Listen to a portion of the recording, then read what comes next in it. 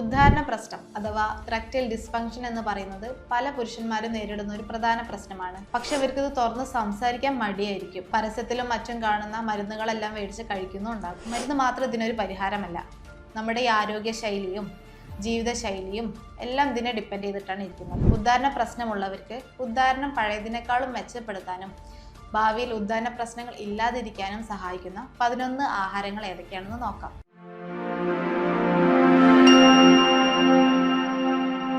Hi, I M doctor Arunima, Q1B health care, Thamarassery. ശരിയായ ഉദ്ധാരണം ഉണ്ടാവണമെങ്കിൽ അവിടെ 3 കാര്യങ്ങൾ ഇമ്പോർട്ടൻ്റ് ആണ്. ഏതൊക്കെയാണെന്ന് വെച്ചാൽ, ശരിയായ രീതിയിലുള്ള ഒരു രക്തയോട്ടം ഉണ്ടാവണം, പിന്നെ നെർവ്സിൻ്റെയും ഹോർമോണുകളുടെ എല്ലാം ആരോഗ്യവും നമ്മുടെ മെൻ്റൽ ആരോഗ്യവും ഇതിനെ ഹെൽപ്പ് ചെയ്യുന്നതാണ്. ലിംഗത്തിലേക്കുള്ള രക്തയോട്ടം കുറയുന്നത് വഴി ഇറക്ഷൻ ശരിയായി നടക്കില്ല. സോ ഈ ബ്ലഡ് വെസൽസിനെ ഹെൽത്തി ആക്കുന്ന ആഹാരങ്ങൾ വേണം നമ്മൾ കഴിക്കാൻ. അത് ഏതൊക്കെയാണെന്ന് നോക്കിയാൽ, ഒന്നാമത്തതാണ് ഇലക്കറികൾ. ചീര, സ്പൈനാച്ച്, ലെറ്റ്യൂസ് പോലുള്ള ഇലക്കറികളിൽ ധാരാളം നൈട്രേറ്റ്സ് അടങ്ങിയിട്ടുണ്ട്. ഈ നൈട്രേറ്റ്സ് നമ്മുടെ ബോഡിയിലെത്തുമ്പോൾ അത് നൈട്രിക് ഓക്സൈഡ്സ് ആയിട്ട് മാറുന്നു. ഈ നൈട്രിക് ഓക്സൈഡ്സ് നമ്മുടെ ഈ രക്തക്കുഴലുകളെയൊക്കെ വികസിപ്പിക്കാനും രക്തയോട്ടം നന്നായി നടത്താനും സഹായിക്കുന്നതാണ്. രണ്ടാമത്തേതാണ് ബീട്രൂട്ട്. ബീട്രൂട്ട് എന്ന് പറയുമ്പോൾ അത് നൈട്രേറ്റ്സിൻ്റെ ഒരു പവർ ഹൗസ് എന്ന് വേണമെങ്കിൽ പറയാം. അപ്പോൾ ഈ നൈട്രേറ്റ്സ് നമ്മുടെ ബോഡിയിൽ എത്തുകയും ചെയ്യും, രക്തയോട്ടം നന്നായി നടക്കുകയും ചെയ്യുന്നു. മൂന്നാമത് നമുക്ക് ഡാർക്ക് ചോക്ലേറ്റ്സ്. ഡാർക്ക് ചോക്ലേറ്റ്സിൽ ധാരാളം ഫ്ലാവിനോയിഡ്സ് അടങ്ങിയിട്ടുണ്ട്.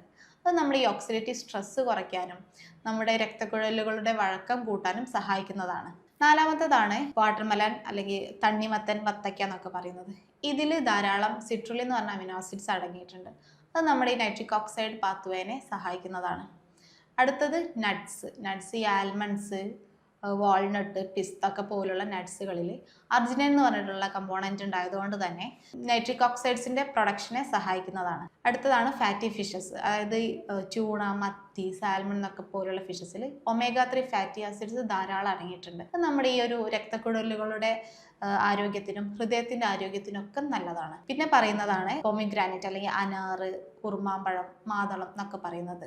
ഇതിൽ ആൻറ്റി ഓക്സിഡൻസ് ധാരാളം അടങ്ങിയത് കാരണം തന്നെ നമ്മുടെ ഈ ഓക്സിഡേറ്റീവ് സ്ട്രെസ്സ് കുറയ്ക്കാനും രക്തയോട്ടം നന്നായി നടത്താനും സഹായിക്കുന്നതാണ്. അടുത്തതാണ് വെളുത്തുള്ളി ചതയ്ക്കുമ്പോൾ ഉണ്ടാകുന്ന ഒരു ആക്റ്റീവ് കമ്പോണൻ്റ് ആണ് അലിസിൻ. ഇത് നമ്മുടെ കൊളസ്ട്രോൾ കൺട്രോൾ ചെയ്യാനും രക്തയോട്ടം മെച്ചപ്പെടുത്താനും സഹായിക്കും. 9ാമത്തേതാണ് ഓട്സ് എന്ന് പറയുമ്പോൾ അതിൽ L-അർജിനൈൻ എന്ന് പറഞ്ഞിട്ടുള്ള കമ്പോണൻറ്റ് ഉണ്ടായതുകൊണ്ട് തന്നെ കൊളസ്ട്രോൾ കൺട്രോൾ ചെയ്യാനെല്ലാം സഹായിക്കുന്നുണ്ട്. അടുത്തത് തക്കാളിയിൽ ലൈക്കോപ്പിൻ അടങ്ങിയതുകൊണ്ട് തന്നെ ഈ രക്തക്കുഴലുകളുടെ ആരോഗ്യത്തിന് അത് ആവശ്യമാണ്. പിന്നെ പറയുന്നത് ഈ ബെറീസ് ആണ്. ബ്ലൂബെറി, സ്ട്രോബെറി പോലുള്ള ബെറീസിൽ ധാരാളം ഫ്ലാവിനോയിഡ്സ് അടങ്ങിയിട്ടുണ്ട്. ഫ്ലാവിനോയിഡ്സ് നമ്മുടെ ഈ ഒരു എൻഡോത്തീലിയൽ സെൽസിൻ്റെ ഫങ്ഷനും ഈ രക്തക്കുഴലുകളുടെ ശരിയായ രീതിയിലുള്ള ഒരു ഫങ്ഷനും ഹെൽപ്പ് ചെയ്യുന്നുണ്ട്. ഇത്രയൊക്കെയാണ്. ഏതൊക്കെയാണെന്ന് ചുരുക്കി പറഞ്ഞാൽ, ഇലക്കറികൾ, ബീട്രൂട്ട്, ഡാർക്ക് ചോക്ലേറ്റ്, തണ്ണിമത്തൻ, ഫാറ്റി ഫിഷ്, മാതളം, വെളുത്തുള്ളി, ഓട്സ്, തക്കാളി, ബ്ലൂബെറീസ്, ഇതൊക്കെയാണ് ഉള്ളത്. ഇത്രയും കാര്യങ്ങളാണ് ഭക്ഷണത്തിൽ ശ്രദ്ധിക്കേണ്ടത്. ദിവസം ഇതിൽ മിനിമം 2 എണ്ണമെങ്കിലും ഉൾപ്പെടുത്താൻ വേണ്ടി ശ്രദ്ധിക്കുക. പിന്നെ ഒരു കാര്യം ക്ലിയറായി പറയാം, ഇതൊന്നും ഈ വയാഗ്ര പോലുള്ള ഒരു ഇൻസ്റ്റന്റ് ഇറക്ഷൻ തരുന്ന ഭക്ഷണങ്ങളല്ല. ഇവയെല്ലാം നമ്മുടെ ഈ രക്തക്കുഴലുകളുടെ ആരോഗ്യത്തെയും ഹൃദയാരോഗ്യത്തെയും എല്ലാം ഹെൽപ്പ് ചെയ്യുന്നവയാണ്. ഇത് നമ്മൾ ഫോളോ ചെയ്യുന്നത് വഴി നമുക്കൊരു ലോങ് ടേം ആയിട്ടൊരു സെക്ഷൽ ലൈഫ് കിട്ടുന്നതായിരിക്കും.